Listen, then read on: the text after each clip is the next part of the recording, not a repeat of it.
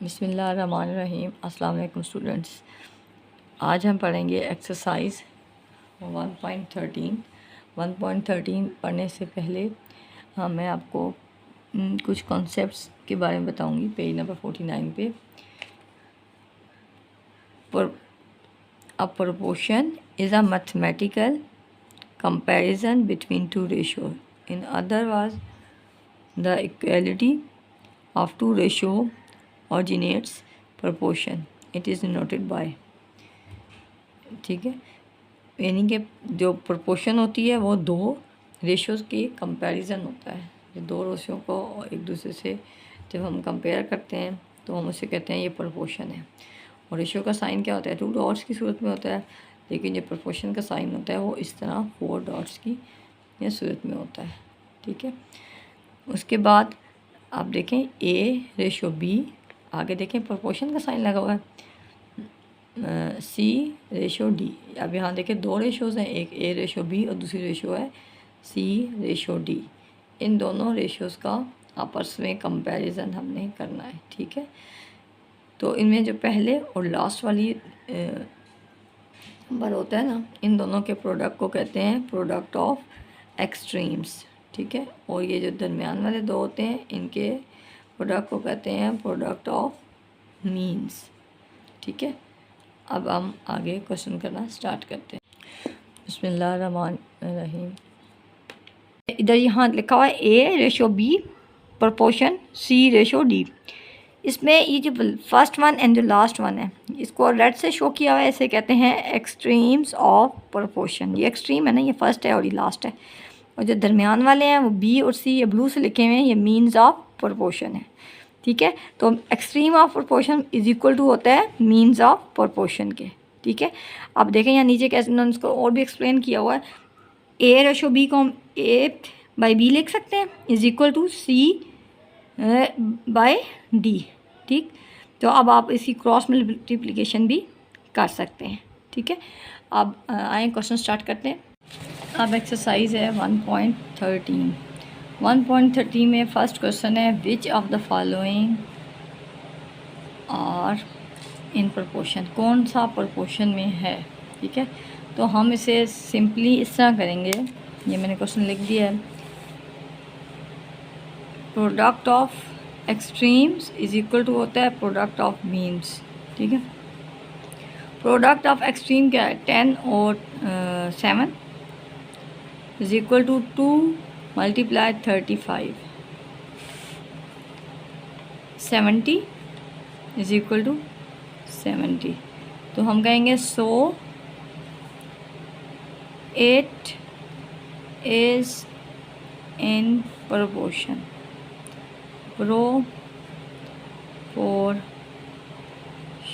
ठीक, अब सेकंड है इसका। सेकंड में भी हम इसी तरह चेक करेंगे, product of means and product of extremes को इक्वल होना चाहिए। प्रोडक्ट ऑफ एक्सट्रीम्स क्या है? 2 multiply by 20। Product of mean क्या है? 6 मल्टीप्लाई बाय 5। ये क्या हो जाएगा? 40, और ये 6 5 आर 30। तो अब देखें 40 30 के बराबर तो नहीं है, तो अब हम क्या कहेंगे? 8 इज़ नॉट इन प्रोपोर्शन। ठीक,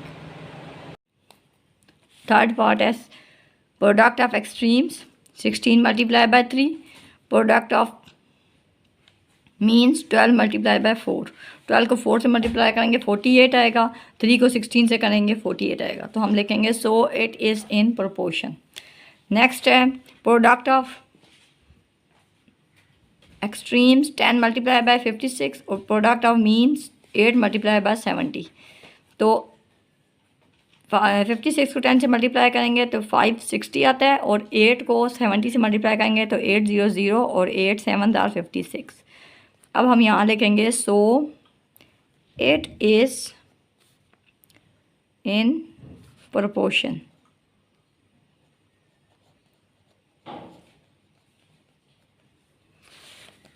नेक्स्ट है question number 5, product of mean है 15 मल्टीप्लाई बाय 30 और प्रोडक्ट ऑफ मीन है 50 मल्टीप्लाई बाय 9। 15 को 30 से मल्टीप्लाई करें तो क्या आएगा 450, ठीक। और इसी तरह 9 को 50 से करें तो 900 और 9 5 आर 45, ठीक। तो इसको भी हम यही लिखेंगे, so it is in proportion. अब नेक्स्ट है हमारे पास 6 पार्ट। 6 पार्ट में प्रोडक्ट ऑफ मीन और प्रोडक्ट ऑफ मीन है 4 मल्टीप्लाई बाय 3 और प्रोडक्ट ऑफ एक्सट्रीम है 20 मल्टीप्लाई बाय 40।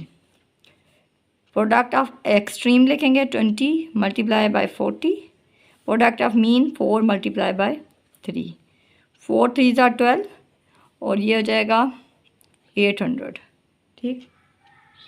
अब 800 इज़ नॉट इक्वल टू 12, ये दोनों इक्वल तो नहीं है ना, तो हम लिखेंगे so it is not in proportion.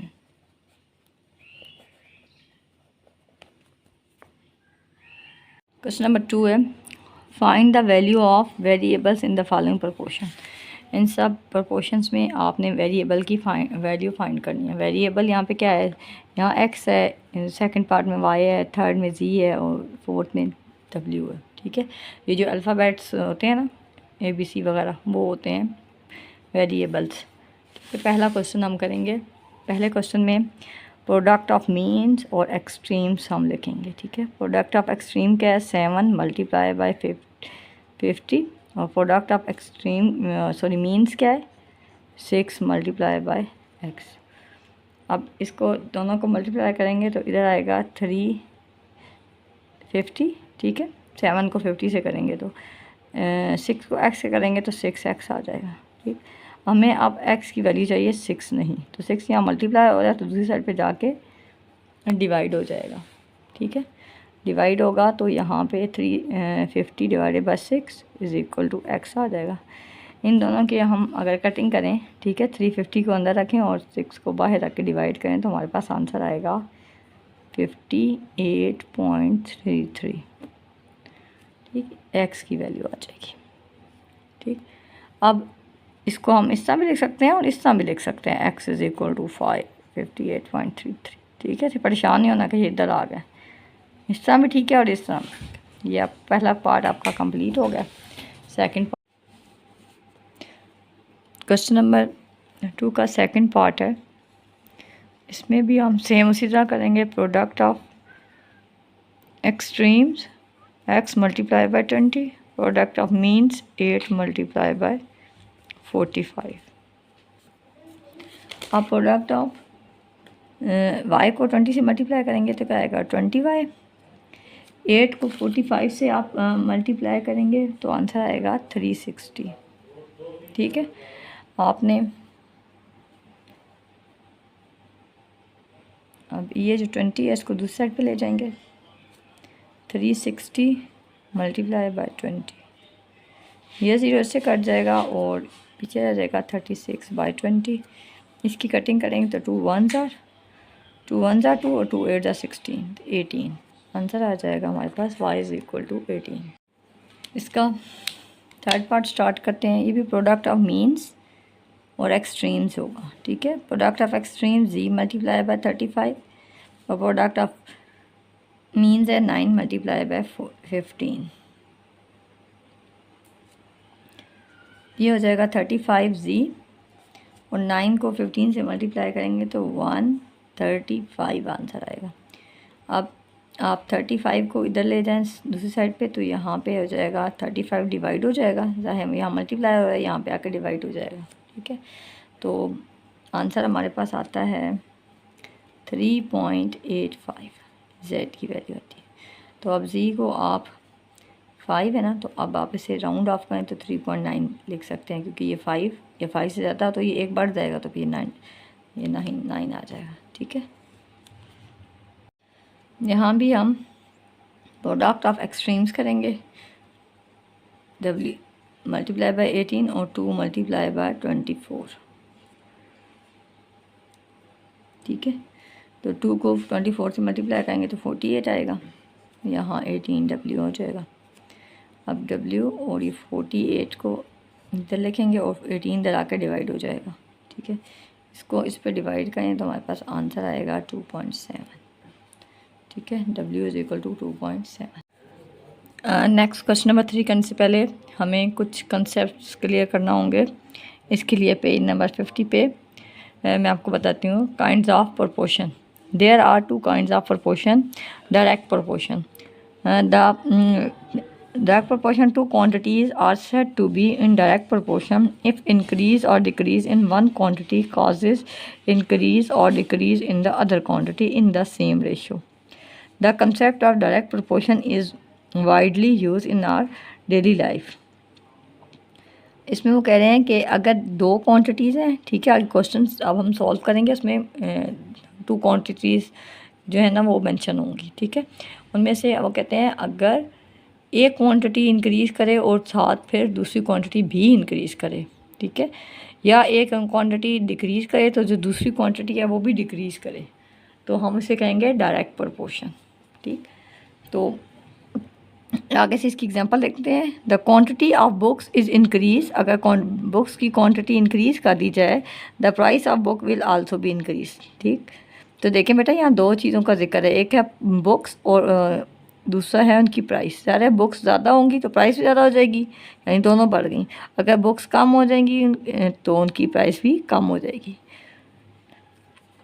अब एग्जांपल में हाँ वो एक उन्होंने दिया है ताकि हम इसे चेक कर सकें। If the cost of 15 pens is 150, अगर 15 पेंस की प्राइस 150 हो, find the cost of 20 such pens, तो ऐसे 20 पेन्स की आपने क्वांटिटी फाइंड करनी है। तो अब 2 चीज़ों का यह जिक्र है, एक पेन है और एक दूसरी कॉस्ट है, तो यहाँ कॉस्ट लिखेंगे, एक तरफ पेन लिखेंगे। पेन जो है वो क्या है 150, तो उनकी प्राइस है 150। अगर वो 15 हो, 15 पेन होंगे तो 150 प्राइस होगी। अगर पेन ज़्यादा हो जाते हैं तो प्राइस भी ज़्यादा हो जाएगी ना, तो ये दोनों इंक्रीज़ करें तो ये डायरेक्ट प्रोपोर्शन है, ठीक है। जिस साइड पे एक्स होगा उधर आपने एरो ऊपर की साइड पे लगाना है, ठीक है, और जो दूसरी साइड होगी वो हमने बताना होता है कि ये डायरेक्ट है या इनडायरेक्ट है, ठीक है, या इन्वर्स है। तो हम अगर इधर से हमें देख के पता चला है कि ये क्या है जी, डायरेक्ट प्रोपोर्शन, क्योंकि 15 पेन्स हैं तो प्राइस 150 होगी। अगर पेन ज़्यादा हो जाएंगे तो प्राइस भी ज़्यादा हो जाएगी, तो हम इसका साइन ऊपर की तरफ लगाएंगे, ठीक है। बाकी जो सोल्यूशन है मैं आगे आपको बताऊँगी। अब इसकी जो दूसरी टाइप है वो उसके अपोजिट है, वो है इनडायरेक्ट या इन्वर्स, चाहे इनडायरेक्ट कह दें या inverse proportion. The 2 quantities are said to be in the indirect proportion if the increase और decrease in one quantity causes decrease और increase in the other quantity in the same ratio. इसमें अगर एक quantity increase होगी तो दूसरी decrease हो जाएगी, ठीक है, या अगर पहली डिक्रीज़ होगी तो दूसरी वाली इंक्रीज़ कर जाएगी, तो इसे हम कहेंगे इन्वर्स या डायरेक्ट इनडायरेक्ट प्रोपोर्शन। इसमें इस आपके एक्सरसाइज में सिर्फ 2 ही इनका जिक्र है, डायरेक्ट प्रोपोर्शन या इन्वर्स। एग्जाम्पल में देखें आप, if 10 pens do a work in 24 days, अगर 10 लोग 24 डेज़ में एक काम को कर लेते हैं, in how many days 15 man can do the same task. अगर लोग 10 के बजाय 15 हो जाएं तो वही काम वो ज़ाहिर है कम दिनों में ख़त्म कर लेंगे ना, ठीक है। 10 लोग थे तो 24 डेज़ में काम ख़त्म कर रहे हैं। अगर 15 लोग हो जाएंगे तो डेज़ भी कम हो जाएंगे, यानी लोग ज़्यादा हो जाएं तो डेज़ कम हो जाएंगे, तो इसे हम कहेंगे इन्वर्स। क्यों? क्योंकि जो मैन हैं वो इंक्रीज़ हुए हैं, ठीक है, तो डेज़ कम हो जाएंगे, ठीक है। ये हमने यहाँ 2 ही चीज़ों का जिक्र है, एक मैन और दूसरा डेज़। 10 मैन है तो 24 डेज़ में काम ख़त्म करते हैं, अगर मैन ज़्यादा हो जाएंगे तो डेज़ कम हो जाएंगे, ठीक है। और इन्वर्स का साइन हमेशा नीचे की तरफ होता है, ठीक है, ये मैं आगे आपको बताऊँगी। क्वेश्चन नंबर 3 है, if 7 kg potatoes cost is 140 rupees, how much we pay for 12 kg potatoes। 7 kg potatoes की प्राइस 140 है, यानी 7 किलो आलूओं की कीमत 140 है, और 12 किलो पोटैटोज़ की प्राइस क्या होगी। तो यहाँ पे क्वेश्चन नंबर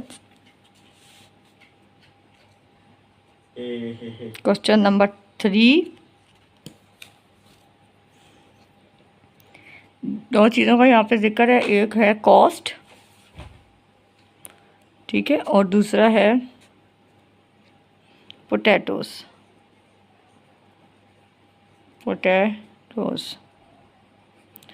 अगर 7 kg पोटैटोज़ होंगे तो कॉस्ट है इनकी 140, और अगर वो कहते हैं इनकी पोटैटोज़ 12 kg हो जाएं तो प्राइस क्या होगी जो हमें पता नहीं है उसे हम एक्सपोज कर लेंगे, ठीक है। आपने हमेशा जब भी पढ़ना है ऐसे ही पढ़ना जैसे मैं आपको बता दी हूँ। इस साइड से स्टार्ट करेंगे, जिधर एक्स है ना उसकी दूसरी साइड से। 7 kg पोटैटोज़ हैं तो कॉस्ट 140 है। पोटैटोज़ ज़्यादा हो जाएं तो प्राइस भी ज़्यादा हो जाएगी, देखें तो दोनों इंक्रीज़ करें ना, पोटैटो भी इंक्रीज़ करें, कॉस्ट भी इंक्रीज़ करिए, दोनों क्वांटिटीज़ इंक्रीज़ कर रही हैं, तो ये हो गया डायरेक्ट प्रोपोर्शन, और डायरेक्ट का साइन ऊपर की तरफ होता है, ठीक है। और ये जो जहाँ जिस साइड पे एक्स होगा ना उसको आपने पहले ही वहाँ एरो उस साइड ऊपर ही लगाना है, ठीक है। अब जैसे एरो आप लगा चुके होंगे वैसे आपने लिखना शुरू कर देना है। x by 140 is equal to, ये एरो यहाँ से स्टार्ट हो रहा है, तो 12/7। अब यहाँ पे 140 आपको x चाहिए ना, 140 तो नहीं चाहिए, 140 को दूसरी साइड पे ले जाएं।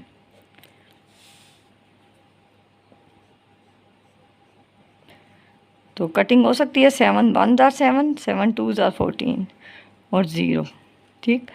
अब इसकी अगर हम मल्टीप्लाई करें तो 12 0 जार 12 0 और 12 2 जार 240। प्राइस आपके पास आ जाएगी 240 रुपीज़, 240 एक्स मीन कॉस्ट होगी 240। ये आपका क्वेश्चन कंप्लीट हो गया।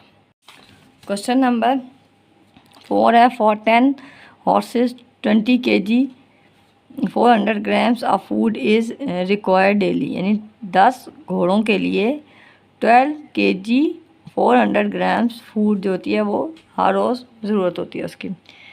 इन the same proportion how much will be needed for 16 horses, तो 16 हॉर्सेस के लिए कितनी खुराक चाहिए होगी अगर इसी प्रोपोर्शन से वो खुराक उनको ज़रूरत हो।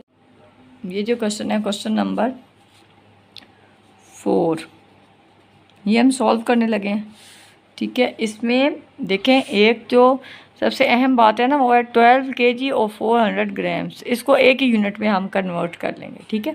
और 12 ग्राम्स जो होते हैं कि किलोग्राम, 1 किलोग्राम में 1000 ग्राम्स होते हैं ना, तो 12 किलोग्राम्स में कितने ग्राम्स होंगे, 12,000 हो जाएंगे, ठीक है। और 12,400 ग्राम्स टोटल हो जाएगा, ठीक है। तो एक यूनिट में से कन्वर्ट कर लेंगे, ठीक है। अभी दो में है ना, केजी भी है और ग्राम्स भी है, किलोग्राम्स भी है, तो हम सबको ग्राम्स में कर लेंगे, ठीक है। इसको 1000 से मल्टीप्लाई करेंगे तो ये क्या आ जाएगा ग्राम्स में, और उसमें ये प्लस कर लेंगे, टोटल ग्राम्स में आ जाएगा, ठीक है। अब मैं इस टोटल ग्राम्स में लिखूँगी। अब है नंबर ऑफ हॉर्सेस, इसमें लिखे हैं, ठीक है। और दूसरा है फूड उन्होंने हम इसे ग्राम्स में लिख रहे हैं, ठीक है। नंबर ऑफ हॉर्सेस जब 10 थे तो उन्हें फूड चाहिए थी 12,400 ग्राम्स, ठीक है। अब आपको बात समझ में आ रही है, 12,000 कहाँ से आया, 12 kg को हमने ग्राम्स में कन्वर्ट किया, 12 को 1000 से मल्टीप्लाई करेंगे तो 12,000 बन जाएगा, 12,000 और 12,400 बन जाएगा, ठीक है। अब वो कह रहे हैं अगर हॉर्सेस 16 हो जाएं, यानी 10 की जगह 16 हो जाएं तो फूड कितनी चाहिए होगी। अब मैंने आपको बताया जैसा एक्स होगा ना, जहाँ एक्स है तो इसका साइन हमेशा आपने ऊपर की तरफ लगा देना है, ठीक है। अब हमने ये वाला साइन लगाना है। इस लाइन को डिसाइड करने के लिए हम यहाँ से इसे पढ़ेंगे, जिस तरह मैंने आपको बताया था पहले भी। 10 हॉर्सेस हैं तो फूड होगी 12,400 ग्राम्स। हॉर्सेस ज़्यादा हो जाते हैं, 10 से 16 हो जाते हैं तो फूड भी ज़्यादा हो जाएगी, दोनों ज़्यादा हो गए, तो आपने एरो ऊपर की तरफ लगा देना है, ठीक है। अब जिस तरह एरो लगे हुए हैं ऐसे आपने लिखते जाना है, ठीक है। ये डायरेक्ट प्रोपोर्शन हो गया 16 डिवाइडेड बाय 10, ठीक है, एरो यहाँ से स्टार्ट हो रहा है ना, इज इक्वल टू, अब ये वाला लिखेंगे हम, x डिवाइडेड बाय 12,400। हमें अब x की वैल्यू चाहिए, तो हम 12,400 को इधर मल्टीप्लाई कर देंगे, 12,400 मल्टीप्लाई हो जाएगा, ठीक है।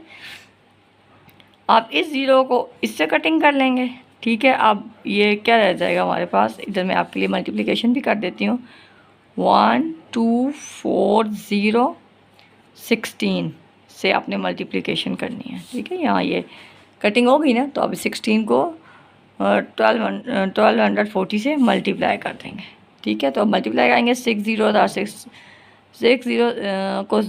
को 0 से मल्टीप्लाई करेंगे, 0 जवाब आएगा। 6 4 24, 2 कैरी, 6 2 12 और 2 कितने हो जाएंगे 14, 1 कैरी, 6 1 6 और 1 7। अब 1 से जब मल्टीप्लाई करेंगे तो यही वाला आंसर दोबारा आ जाएगा, ठीक है। तो अब इसको प्लस कर लें, 0 4 8 7 8 9 और ये 1, हमारे पास आंसर आ जाएगा 19,840 ग्राम्स। अभी हमने सारा ग्राम्स में कन्वर्ट किया था ना, ये ग्राम्स आंसर आ जाएगा। अब आपको इसको अगर आप इसे किलोग्राम में करना चाहें तो 19,000 ग्राम्स क्या होते हैं, 19 किलोग्राम्स, ठीक है, क्योंकि 1 ग्राम में 1000 ग्राम्स, 1 किलोग्राम में 1000 ग्राम्स होते हैं, 840 ग्राम्स एक्स की वैल्यू आ गई, ठीक है। नेक्स्ट है question number 5, the cost of 16 quintals of beans is 40,400 rupees, how much will 4 quintal cost. इसमें 4 क्वांटल की हमने प्राइस निकालनी है, 16 की दी हुई है।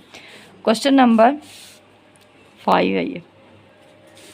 क्वेश्चन नंबर 5 में सबसे पहले हमें दिया हुआ है बीन्स हमें दी हुई हैं क्वांटल्स में,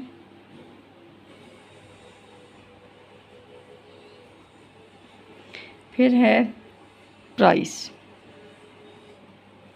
अगर 16 क्वांटल्स की प्राइस है 40,400 और अगर बीन्स कम हो जाती हैं तो प्राइस भी कम हो जाएगी ना, ठीक है। प्राइस क्या है हमें नहीं पता, जहाँ एक्स होता है वहाँ एरो आप ऊपर की तरफ लगाओगे। अब दोबारा देखें, 16 क्वांटल्स बीन्स हैं तो 40,400 प्राइस है, अगर बीन्स कम हो जाती हैं तो प्राइस भी कम हो जाएगी। मैंने आपको स्टार्ट में बताया था, अगर दोनों चीज़ें, एक चीज़ कम हो रही है और दूसरी भी कम हो तो वो भी डायरेक्ट प्रोपोर्शन ही होता है, ठीक है। यानी एक कम हो तो दूसरी भी कम हो जाए, या एक ज़्यादा हो तो दूसरी भी ज़्यादा हो जाए, दोनों की यानी कि बढ़ने या घटने की रेशो एक ही जैसी हो तो वो डायरेक्ट होता है, और डायरेक्ट का साइन हमेशा ऊपर की तरफ होता है। अब जैसे साइन लगे हैं वैसे लिखते जाएं, 4/16 is equal to x by 40,400। हमें x की वैल्यू चाहिए तो 40,400 दूसरी साइड पे आके मल्टीप्लाई हो जाएगा, ठीक है। तो अब हम इसकी कटिंग कर लेते हैं, इसकी कटिंग करेंगे तो 4 4 16, 4 1 4 0, फिर 4 1 और 0 0, ठीक है। अब 4 1 4, 4 1 4, हमारे पास आंसर आ जाएगा, x इज इक्वल टू 10,100, ठीक है। इतनी यानी कि 4 क्वांटल्स की प्राइस जो है वो है 10,100, ठीक है, रुपीज़। अब इसे आप ऐसे भी लिख सकते हैं, 10,100। नेक्स्ट क्वेश्चन है, if a box of sweets is divided among 24 children, एक स्वीट्स का जो डब्बा है, बॉक्स है, उसको 24 चिल्ड्रन में डिवाइड किया गया है। They will get 5 sweets each, हर बच्चों को 5 टॉफ़ियाँ मिली, ठीक है। How many each will get if the number of children is reduce by 4, अगर बच्चों की तादाद 5 हो जाए, सॉरी 4 हो जाए, पहले 24 थे ना, अगर 4 हो जाएं तो हर बच्चे को कितनी स्वीट्स मिलेंगी। ठीक है, तो चलिए क्वेश्चन स्टार्ट करते हैं। इस क्वेश्चन में पहले हैं number of children, number of children, ratio, number of sweets. Number of children है 24 बच्चे हों तो हर बच्चे को 5 स्वीट्स आएंगी। ठीक है, अगर बच्चे जो हैं वो 24 से रिड्यूस हो जाएं, ठीक है, 4 रिड्यूस हो जाएं, तो 24 में से 4 कम कर दें। ठीक है, उन्होंने कहा है 4 रिड्यूस हो जाएं, 4 नहीं हो जाए, 4 रिड्यूस हो जाएं, जिससे मैंने आपको पहले बताया था। तो 24 में से 4 निकालेंगे तो बच्चे 20 कितने बचे रह जाएंगे, 20। और तब वो कहते हैं हर बच्चे को कितनी स्वीट्स आएंगी। ठीक है, ये मैंने लिख दिया, आपको दोबारा आप समझ लें। नंबर ऑफ़ चिल्ड्रन है यहाँ पहले, और फिर नंबर ऑफ़ स्वीट्स हैं। 24 बच्चे थे तो 5 स्वीट्स हर बच्चे को आई हैं। ठीक है, अगर वो फिर वो कहते हैं कि अगर बच्चे 4 कम हो जाएं तो 24 में से 4 कम कर तो 20 आ जाएंगे ना, तो हर बच्चे को कितनी स्वीट्स आएंगी। अब मैंने आपको बताया है जहाँ x होगा वहाँ ऊपर की तरफ आप एरो लगाओगे। इस एरो का अब आपने डिसाइड करना है, तो हम इसको डिसाइड करने के लिए जिस तरफ x होता है ना उसके अपोजिट साइड से इसको ऐसे पढ़ेंगे। ठीक है, जैसे मैं हर क्वेश्चन में आपको पढ़ के बताती हूँ। 24 चिल्ड्रन हैं तो 5 स्वीट्स मिल रही हैं हर बच्चे को। अगर बच्चे कम हो जाएंगे तो स्वीट्स ज़्यादा हो जाएंगी ना। 24 चिल्ड्रन हैं तो उन्हें 5 स्वीट्स आ रही हैं। अगर चिल्ड्रन 24 से कम हो गए 20 हो जाते हैं तो ज़्यादा कम बच्चे होंगे, स्वीट्स उनको ज़्यादा मिलेंगी। अब एक क्वांटिटी क्या हो रही है, कम, और दूसरी ज़्यादा, तो ये क्या होता है, इन्वर्स प्रोपोर्शन, यानी एक क्वांटिटी बढ़ रही हो और दूसरी कम हो रही हो तो उसे कहते हैं इन्वर्स। और इन्वर्स का साइन हमेशा बेटा नीचे की तरफ होता है। ठीक, अब जिससे आपने एरो लगाए हैं वैसे आप लिखते जाएं, आपका क्वेश्चन कभी गलत नहीं होगा। 24 डिवाइडेड बाई 20 ये हो गया, यहाँ से एरो शुरू हो रहा है। अब इधर से एरो है x/5। अब यहाँ इस 5 को आप दूसरी साइड पे ले जाएं, 24 20 मल्टीप्लाई बाय 5, कटिंग कर लें, 5 1 ज़ा 5, 5 4 ज़ा 20, अब 4 1 ज़ा और 4 6 ज़ा 24, तो ये आंसर आ जाएगा 6 x। इसको इस तरह भी लिख सकते हैं आप, 6 sweet x is equal to x या x इज इक्वल टू 6। तो ये हमने x क्या कहा था, स्वीट्स को कहा था ना ऊपर। ठीक है, ये इधर नंबर स्वीट्स को एक्सपोज किया था, तो यहाँ पे ये x, अब स्वीट्स आपके पास आ गई 6। क्वेश्चन नंबर 7 है, if 2 men take 10 days to cut a tree. अगर 2 आदमी 10 दिन में एक ट्री को काटते हैं, how many days will take 4 men to do the same job. तो अगर आदमी 4 हो जाएं, ठीक है, तो वो कितने दिनों में ये काम ख़त्म करेंगे, ये ट्री को कट करने का। पहले 2 लोग थे तो 10 डेज लगा रहे हैं, अगर मैन ज़्यादा हो जाएं तो कितनी देर में वो काम ख़त्म होगा। काम स्टार्ट। क्वेश्चन नंबर 7 यहाँ पे है हमारे पास, पहले मैन और दूसरा है हमारे पास डेज़। ठीक है, मैन 22 हों तो 10 डेज़ में काम को ख़त्म करेंगे। अगर वो कह रहे हैं मैन डबल हो जाएं, 4 हो जाएं, तो कितने दिनों में काम को ख़त्म करेंगे। जो नहीं पता होता उसे हम एक्सपोज करते हैं, जिस तरफ एक्स होता है वहाँ एरो का निशान ऊपर की तरफ होता है। 2 लोग हैं तो 10 दिनों में काम ख़त्म करेंगे। ठीक है, अगर लोग ज़्यादा हो जाते हैं तो डेज़ कम हो जाएंगे, ज़ाहिर है। ठीक, यही बात है ना। 2 मैन ने 2 आदमी 10 दिनों में एक दाग को काट देते हैं। अगर वो आदमी 4 हो जाते हैं तो काम जल्दी ख़त्म कर लेंगे ना। तो एक ज़्यादा हो रहा है और दूसरा कम हो रहा है, डेज़ कम हो रहे हैं, मैन ज़्यादा हो रहे हैं, तो ये क्या होगा, इन्वर्स। ठीक है, आप जैसे आपने एरो लगाया है वैसे बेटा आप लिखते जाओ, 2/4, कभी आपका क्वेश्चन गलत नहीं होगा। फिर इसको लिखना है तो x/10। आपको x की वैल्यू चाहिए तो आप करेंगे 2/4 और इस 10 को आप इधर ले जाएं, मल्टीप्लाई हो जाएगा और ये x। अब 2 2 ज़ा 4 और 2 5 ज़ा 10 और 2 1 ज़ा 2 1 ज़ा, तो हमारे पास क्या आ जाएगा, हमने x को सपोज किया हुआ है डेज़ को, तो हमारे पास जो आएगा 5 डेज़। तो x बराबर है 5 डेज़ भी लिख सकते हैं। ठीक है, ये आंसर आ जाएगा आपके पास। ये क्वेश्चन नंबर 7 सॉल्व हो गया। अब है question number 8। If one man takes 10 days to pack the apple from garden. ठीक है, अगर एक आदमी 10 डेज़ लेता है एप्पल्स को गार्डन से लेकर फिर उन्हें पैक करने में, how many days will 5 man take to pack the apple from the garden. अगर पहले तो एक आदमी था तो वो 10 दिनों में वो सारे एप्पल्स पैक कर देता है, और अगर आदमी लोग ज़्यादा हो जाएं तो वो कितने दिनों में पैक करेंगे। ये है क्वेश्चन आपका। तो हम इसे अब स्टार्ट करते हैं।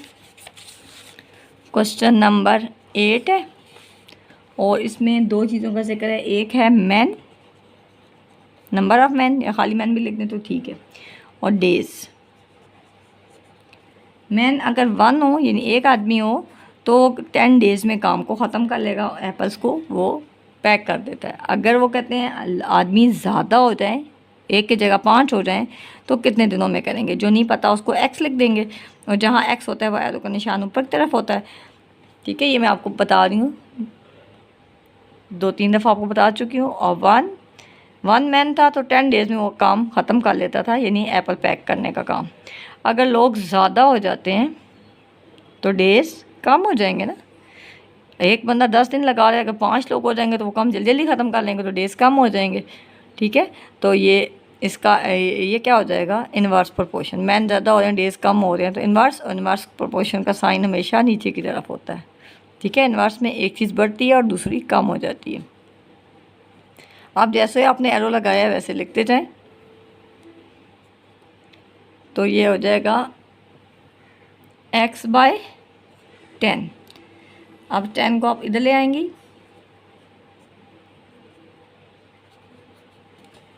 हमारे पास आंसर आ जाएगा 5 2 10। तो वही वाला काम जो वो 10 दिनों में ख़त्म कर रहा था अब 2 डेज़ में ख़त्म हो जाएगा। ठीक है, अब आप इसको x = 2 भी लिख सकते हैं, इस तरह में ठीक है और इस तरह में ठीक है। और ये हमने x क्या सपोज किया था, डेज़, तो डेज़ आंसर आ जाएगा। क्वेश्चन, लास्ट क्वेश्चन है। If one man take 7 days to clean a house. अगर एक आदमी 7 दिन में एक हाउस को क्लीन कर लेता है फ्रॉम बग्स, ठीक है, कीड़े मकोड़ों से, how many days will take 7 man to clean the house from bugs. तो 7 आदमी उस घर को कितने दिनों में क्लीन कर लेंगे। ठीक है, एक आदमी होगा तो 7 दिन वो उसको साफ़ करता रहेगा, तब 7 डेज़ लगेंगे। और अगर आदमी ज़्यादा हो जाते हैं तो कितने दिनों में करेंगे। तो इसको स्टार्ट करते हैं हम। क्वेश्चन नंबर 9 है।